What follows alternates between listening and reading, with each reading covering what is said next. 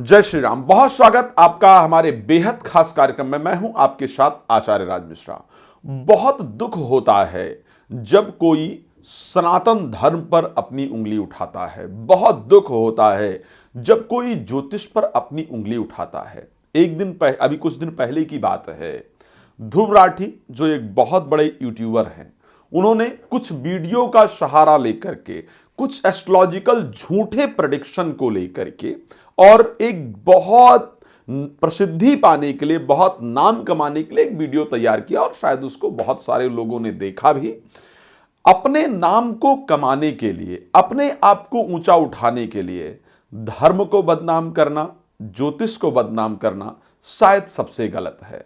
हमारा दुर्भाग्य है। मैं बताऊंगा कि कैसे ज्योतिष सत्य कैसे है और कैसे ये व्यक्ति जिसने इस वीडियो को तैयार किया, ध्रुव राठी ने, वो कैसे गलत है, किस प्रकार दुनिया को बेवकूफ बना रहे हैं, किस प्रकार धर्म को नष्ट करने के लिए एक पूरी साजिश के तहत काम कर रहे हैं। मैं ये पूरी फैक्ट आपके सामने जरूर रखूंगा। आप इस कार्यक्रम को सिर्फ ध्यान से देखिएगा, आपको भी पता चलेगा कि जो ये दुनिया में फैलाया जा रहा है ना, हिंदू धर्म को सिर्फ नष्ट करने के लिए फैलाया जा रहा है। कभी हिंदू देवी देवताओं के आपत्तिजनक फोटो तैयार कर दिए जाते हैं, कभी हिंदू देवी देवताओं पर आपत्तिजनक टिप्पणियां कर दी जाती है, लेकिन कोई भी हिंदू उठ करके बोलने नहीं आता है। कभी ज्योतिष को लेकर के देखा जाए, जो अनाप शनाप मन में आता है वो बोलते हुए चले जाते हैं। मैं एक बात पूरी निष्ठा से और पूरी सत्यता से कह सकता हूं, ज्योतिषी गलत हो सकता है लेकिन ज्योतिष गलत नहीं हो सकता है। एक चीज को ध्यान रखिएगा, ज्योतिषी गलत हो सकता है कोई ज्योतिषी गलत हो। और बहुत सारे प्रोफेशन हैं जहां पर शायद बहुत सारे लोग, कभी आप रिसर्च करते हैं, साइंटिस्ट बहुत मेहनत करके रिसर्च करते हैं, लेकिन अपने रिसर्च में अगर वो फेल हो जाते हैं तो ये नहीं कहा जाता है कि साइंस गलत है। ये कहते हैं ठीक है, एक बार रिसर्च किया, हो सकता है उनकी तरफ से गलती हो गई, नहीं सफलता मिली, दोबारा प्रयास करेंगे।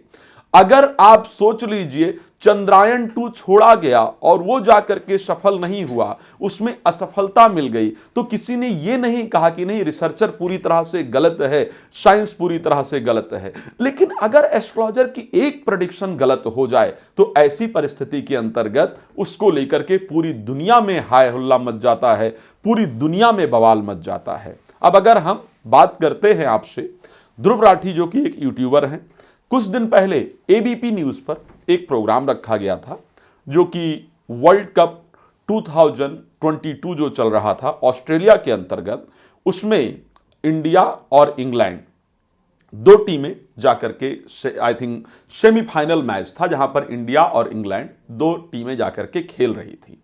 इंडिया और इंग्लैंड दोनों खेल रही थी। ये डिसीजन, ये उस प्रोग्राम में 11 ज्योतिषियों को, भारत के जो प्रसिद्ध 11 ज्योतिषी थे, उनको उस कार्यक्रम के अंतर्गत एबीपी न्यूज ने बुलाया और बुला करके सबसे उनकी राय ली गई कि क्या लगता है कि इंडिया ये मैच जीतेगी या नहीं जीतेगी। उन 11 ज्योतिषियों में एक मैं भी था, उन 11 ज्योतिषियों में एक मैं भी था। कारण बस कुछ लोगों की उसमें जो प्रेडिक्शन रही वो पूरी तरह से फेल रही। उन्होंने कहा कि नहीं, कुछ लोगों ने, ऐसा नहीं कहूंगा मैं कि नहीं उनकी प्रेडिक्शन पूरी तरह से फेल रही, बल्कि उन्होंने कुछ जो पॉइंट कहे थे वो पॉइंट उसमें सत्य निकले। सिर्फ इतना निकला कहीं पर कि जीतने हारने की जब बात आई तो ऐसे कंडीशन में ये हो गया कि नहीं जी, इंडिया उस मैच को नहीं जीती। खैर, हम लोगों ने खासकर मैंने भी और मेरे साथ कुछ लोगों ने ये प्रेडिक्ट किया था कि नहीं जी, इंडिया इस मैच को हार रही है। जैसा कि मैं, डॉक्टर अजय भांबी जी ने एक प्रेडिक्शन किया था कि जो पहले बैटिंग करेगा वो इस मैच को निश्चित रूप से हारेगा। इंडिया ने पहले बैटिंग किया और उस मैच को हारे। मैंने कहा था कि परिस्थिति अनुकूल नहीं है, यानी इंडिया ये मैच हार सकता है। अब जब इस वीडियो को ध्रुव राठी ने बनाया तो ऐसे कंडीशन में हमारे जो पार्ट्स थे उनको कट कर दिया और जो नेगेटिव पार्ट्स था, कई लोगों ने जिन्होंने ये कहा था कि नहीं इंडिया शायद इस मैच को जीत सकती है, उनके पार्ट्स को हाईलाइट करके और हमारे ज्योतिष को बदनाम करने का प्रयास किया।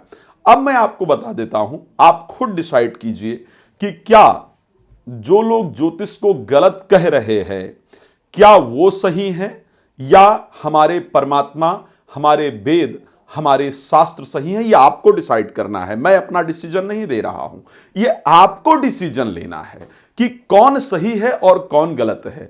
क्या ज्योतिष सही है या जो व्यक्ति, ध्रुव राठी जैसा व्यक्ति जो यूट्यूब पर सिर्फ नाम कमाने के लिए, पैसे बटोरने के लिए इस प्रकार के वीडियोस को तैयार करता है, वो व्यक्ति सही है। मैं आपको 2-3 उदाहरण देना चाहता हूं। आप बताइए, क्या भगवान कृष्ण सही हैं? क्या भगवान कृष्ण से नॉलेज अधिक हो गई ध्रुव राठी की?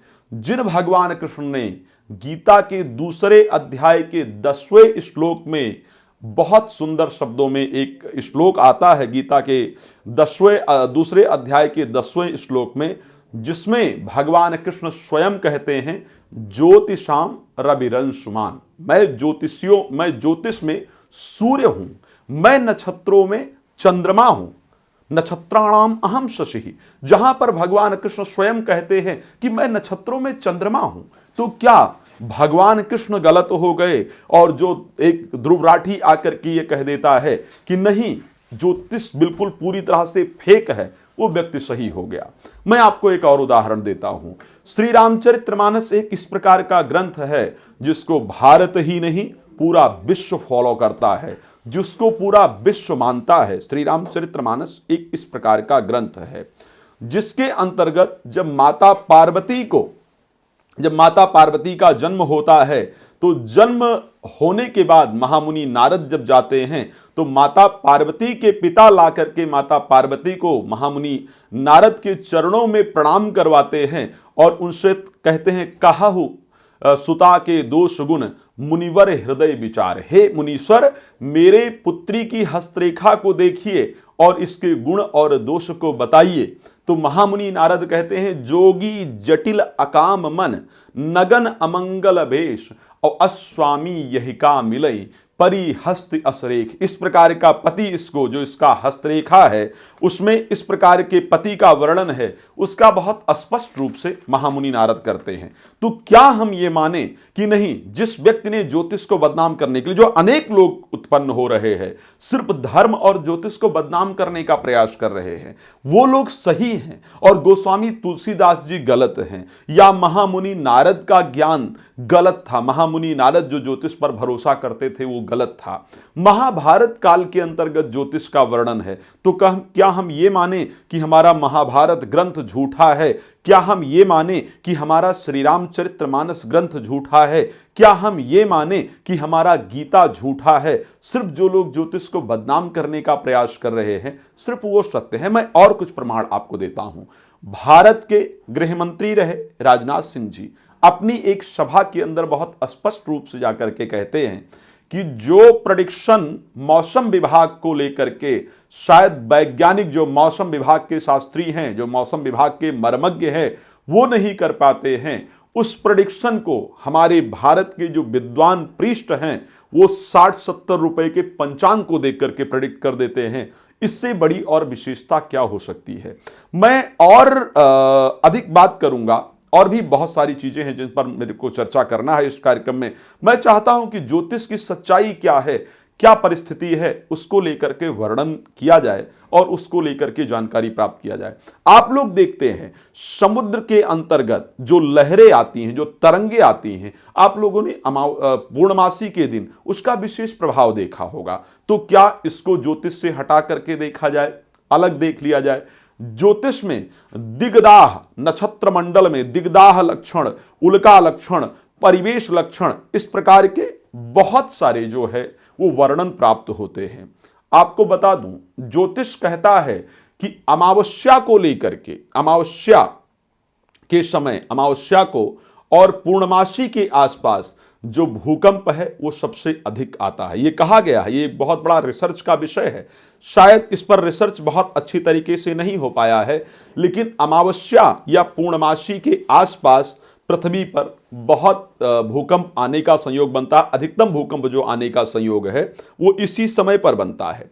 अब आपको बताना चाहता हूं कि मद्रास विश्वविद्यालय के भूवर्ग शास्त्रियों ने अपने शोध में पाया कि जब पृथ्वी, सूर्य और चंद्रमा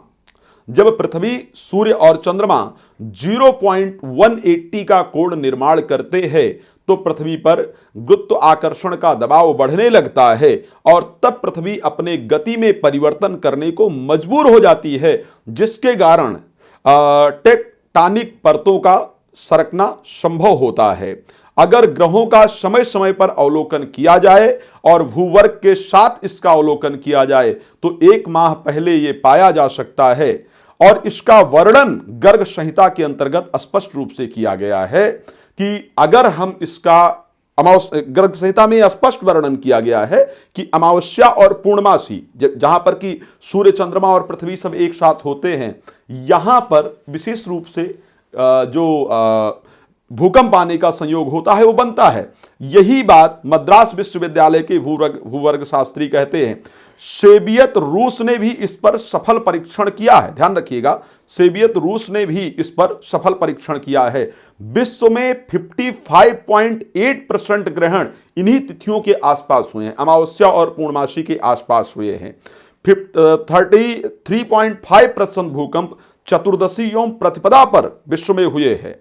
4.17% पूर्णमासी एवं प्रतिपदा पर आधारित है। तो जितने भी भूकंप जो देखे गए हैं वो अमावस्या या पूर्णमासी के आसपास देखे गए हैं, जो कि ज्योतिष में गर्ग संहिता में बड़ा स्पष्ट रूप से वर्णन है। तो मेरा सिर्फ एक निवेदन है, क्यों आज किसी की भी इच्छा होती है वह आपके राम पर, आपके कृष्ण पर, हमारे आपके ज्योतिष पर, हमारे आपके परमात्मा पर, हमारे आपके धर्म पर खड़ा होकर के बड़ी आसानी से उंगली उठा देता है।